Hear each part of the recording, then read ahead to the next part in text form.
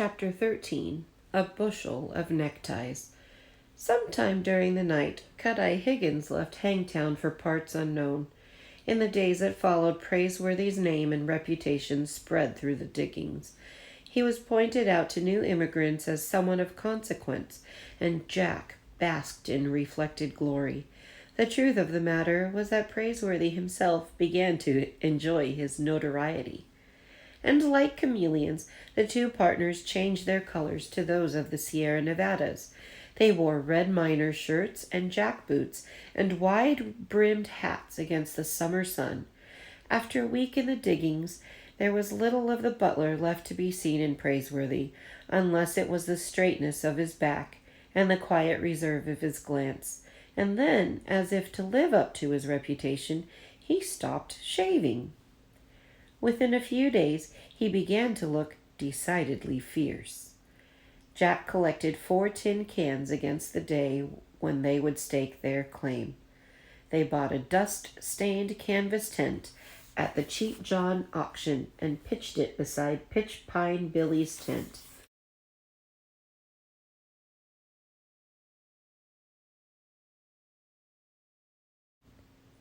All they lacked to go prospecting was a burro and a grub stake of beans, bacon, flour, and coffee. They shoveled dirt and panned mud from morning till night.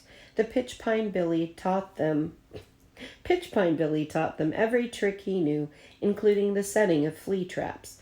After dark, they filled their gold pans with soapy water and placed them beside a lighted candle stuck in the dirt floor of the tent. "The candle gets the varmints to jumpin'," Pitchpine Billy exclaimed. "About the only thing a flea ain't learned to do is take a bath. They hop in that soap water and drown." But candles were $1 each, and some of the miners preferred the fleas. There were days when a man was lucky to wash out enough spangles to pay for his grub, while an ounce of gold brought $16 far away in San Francisco. It was worth a mere $4 at the diggings, and it didn't buy much. Onions were $1.50 a pound. Supplies had to be freighted in, and prices were high. Salt pork sold for 50 cents an ounce. Gold dust seemed more plentiful than flour. Hay weighed out at 8 cents a pound. "Oh, I've seen some mighty fancy prices," laughed Pitchpine Billy, frying up a loaf of bread in his gold pan. "There was a fella come to the diggins with a jar of raisins. The boys ain't seen a raisin since they left home, and their mouths began to slabber. You'd think it was caviar in that jar. Them raisins fetch their weight in gold dust. Come to $4,000.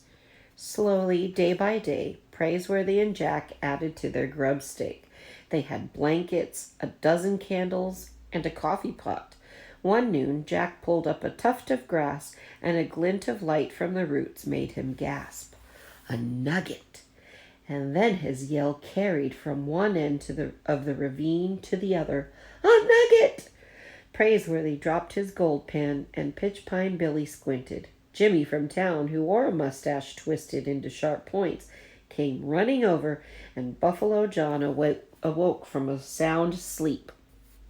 Soon, a dozen miners had left their claims to stand around and admire Jack's catch.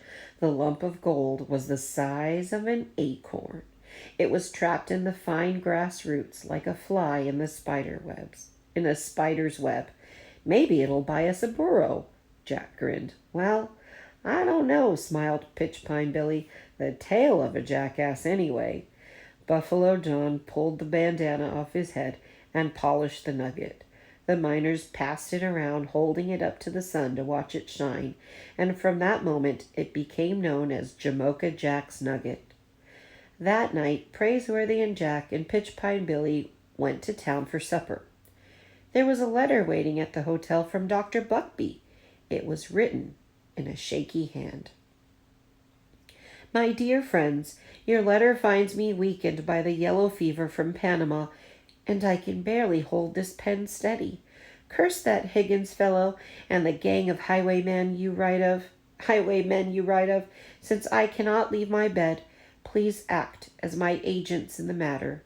If you are able to recover my map, I will make you partners in the mine, 50-50. Act quickly, I beg of you, before all is lost."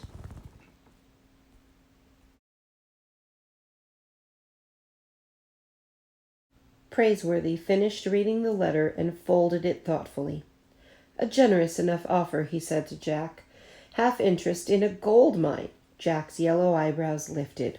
All they had to do was get on the trail of those road agents. "We'll need guns," he said quickly. "A four-shooter would fit fine in his belt alongside his horn spoon and buckskin pouch.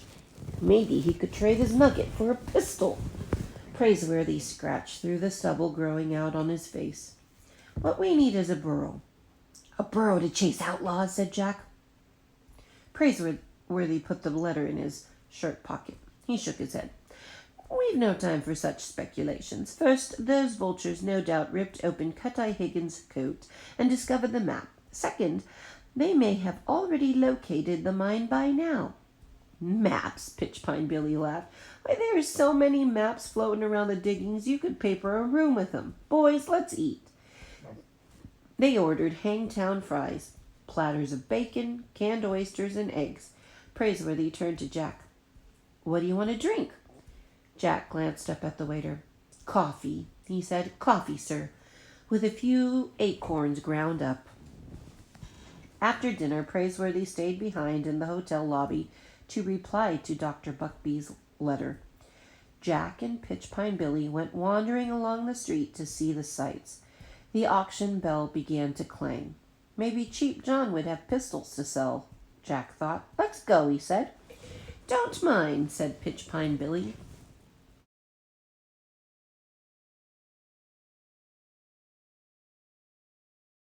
The auctioneer placed a keg of salt butter outside the brightly lit tent, and the miners gathered around this delicacy like flies.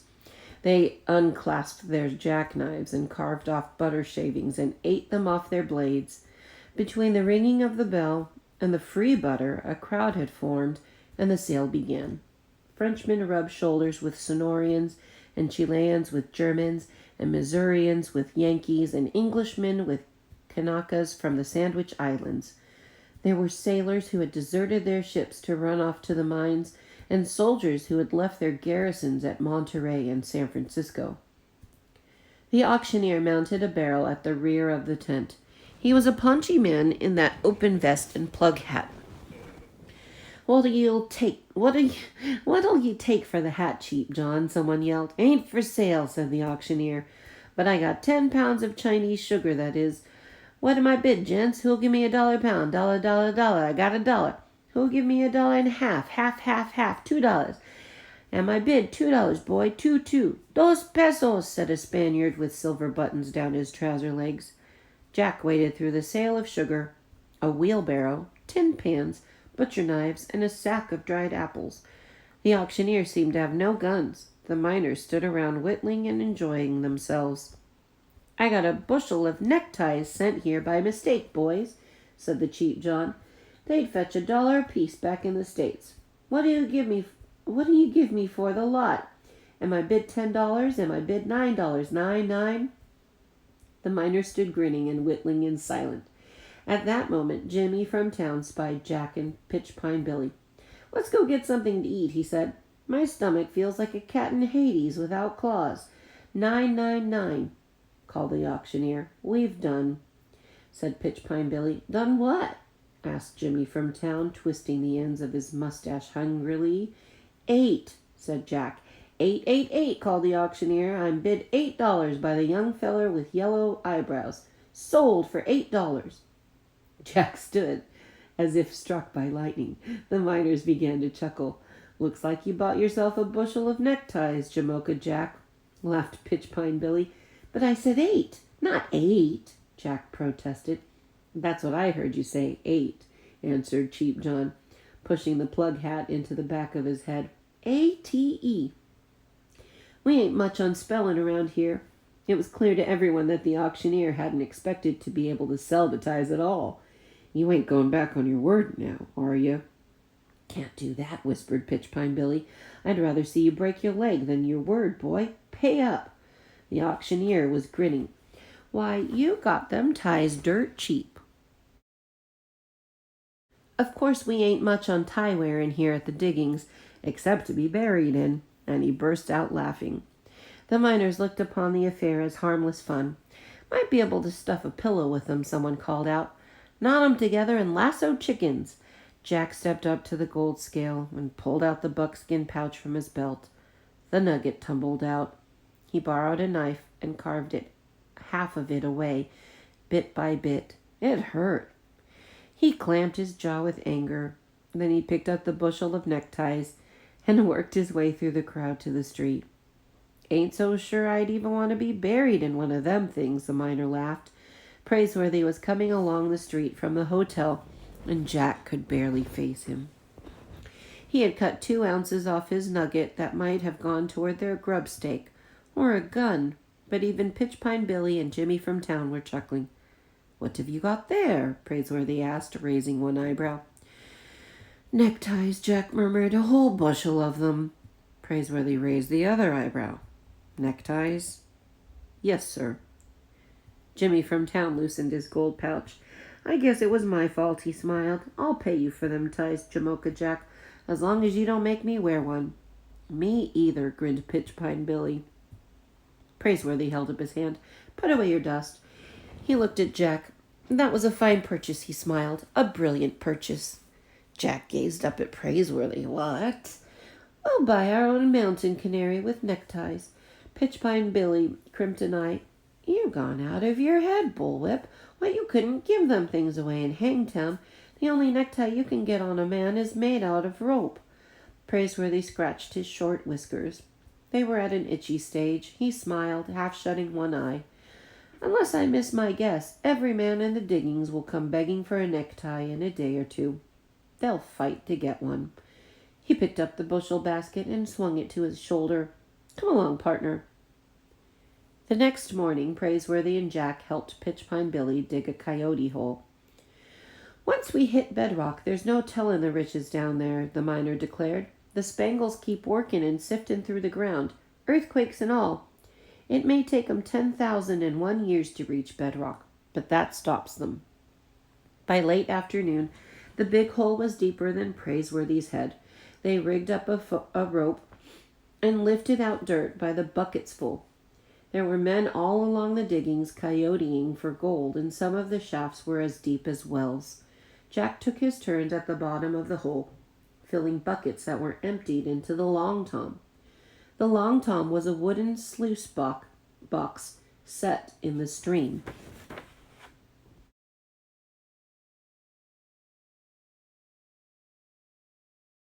Rushing water washed the dirt along a trough, and the bits of gold were trapped in iron riffles along the bottom. Praiseworthy kept silent about the neckties. Even by the end of the day, there was no rush to buy them as he had predicted. But he remained unconcerned. Jack wondered if Praiseworthy had merely been trying to spare his feelings after the ridiculous purchase he'd made. He was glad to forget it and said no more. The following morning, a delegation of 3 men appeared on Pitchpine Billy's claim. Jack recognized Mr. Jonas T. Fletcher at once. The undertaker had brought 2 Hangtown merchants with him. They came looking for Praiseworthy, who was at the bottom of the coyote hole. Jack and Pitchpine Billy hauled him out on a rope, and Praiseworthy looked as if he had been dipped in dust. It clung to his eyelashes as he blinked. "If bedrock's any deeper," he said to Pitchpine Billy, "we'll all be digging for gold in China." "Bullwhip," said the undertaker. "You've got to uphold the fair name of Hangtown." "What's that?" "We've just been delivered a challenge." Praiseworthy began beating the dirt out of his slouch hat. "Is that so?" "Yep, a fellow over at Grizzly Flats has heard about you. He says he can whip you." Jack looked up. Praiseworthy hardly blinked an eye. He merely continued knocking the dust out of his hat. "Is that so?" he said. "Yep. Of course he don't know B from a bull's foot to make a statement like that. He ain't exactly bright, although I understand he can write his own name if you give him time enough. But he is a regular big fella.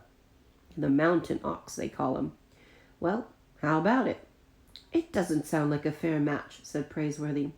The undertaker nodded. "He does have you on height and weight." And reach and general meanness, I suppose. That's not what I meant, said Praiseworthy. It wouldn't be fair to him. The three gentlemen from Hangtown responded with a blank look. How's that? Even Jack was startled by Praiseworthy's declaration. The mountain ox sounded enormous. Praiseworthy wouldn't have a chance. Had he begun to believe his own reputation? From what you can tell me, gentlemen, said Praiseworthy, the man can barely read and write. He'll be at a decided disadvantage. Billy pulled his hat down over his ears. Bullwhip, you will tell me what readin' and writin' has got to do. Will you tell me what readin' and writin' has got to do with a bare knuckle fightin' match?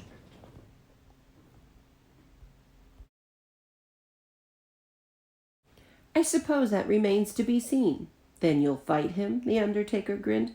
Not by choice, sir, said Praiseworthy, but if the fair name of Hangtown is at stake, I suppose I must. The delegation smiled. How about next Tuesday?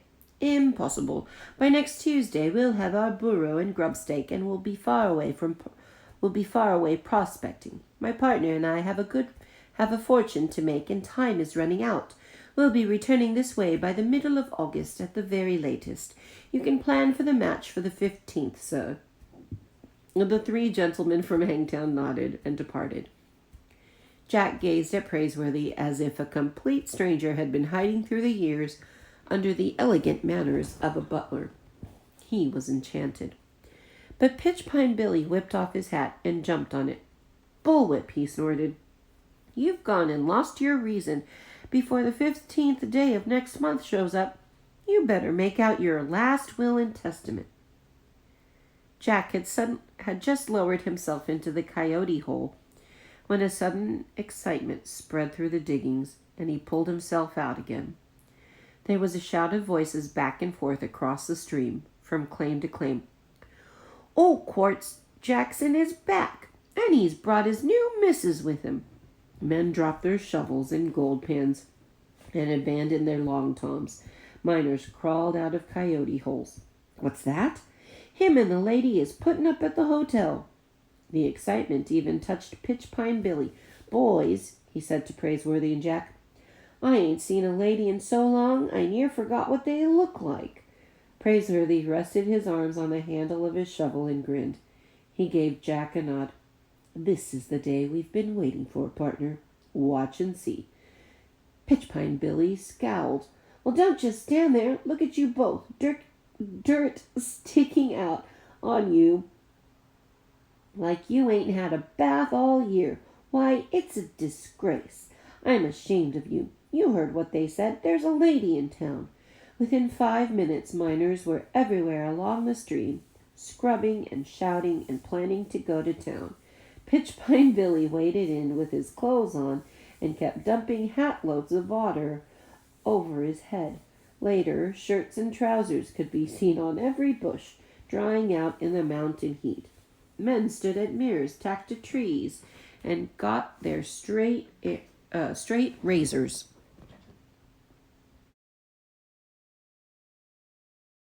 Half a dozen familiar beards disappeared. Others were trimmed and shortened. Praiseworthy took his time. When he and Jack emerged from their canvas tent, they were wearing bright green neckties. Pitchpine Billy stood fluffing out his beard. He stopped and he stared. Help yourself, said Praiseworthy. That is, if it's all right with my partner. It's fine with me, said Jack. Pitchpine Billy grinned. Don't mind if I do. The neckties were so bright they could be seen across the river. Soon the miners who had laughed at Jack the night of the auction were swarming about the bushel basket. I'll give you a pinch of dust for one of them neckties, Jamoka Jack. I'll give you 2 pinches. Pitchpine Billy was laughing. Don't fight, boys. Just get in line there. Looks like Jamoka Jack has cornered the necktie market. He caught you sleeping, didn't he? Just hold your pouches open and I'll pinch out the gold, since I got the biggest thumbs in the diggins. Praiseworthy stood idly by with his foot on a stump and lit a long 9 cigar. Within 20 minutes the basket was empty. Every necktie was gone. Pitchpine Billy pulled the strings on Jack's buckskin pouch and handed it over. It was heavy as a plummet. Jack weighed it in his hand and tossed the pouch to Praiseworthy. "That ought to get us a burro," he grinned. "And maybe a gun," Praiseworthy said, taking the heft of it. He tossed the pouch back. "Yes, sir, that cheap John had better learn B from a bull's foot to get the better of Jamocha Jack. Gents, let's go to town." The miners had formed a crowd outside the Empire Hotel when Quartz Jackson brought his lady out onto the porch. The miners whipped off their hats as if it were the United States flag they were looking at. "By the great horn spoon," Pitchpine Billy muttered in awe. "A genuine woman." She had sparkling eyes and a smile for everyone. Quartz Jackson wore a vest with a watch chain across it and looked proud enough to burst. "We freighted up some cut lumber," he said. "The missus and me, we're going to build a cabin, and you boys are always welcome to drop in for tea. Ain't that right, Hannah?" "Hannah," Pitchpine Billy murmured. "Ain't that the purtiest name you ever heard?" Quartz Jackson looked out over the crowd. He recognized Praiseworthy and Jack and gave them a nod. "Step up, boys, and I'll introduce you. Make it fast before you strangle in them neckties."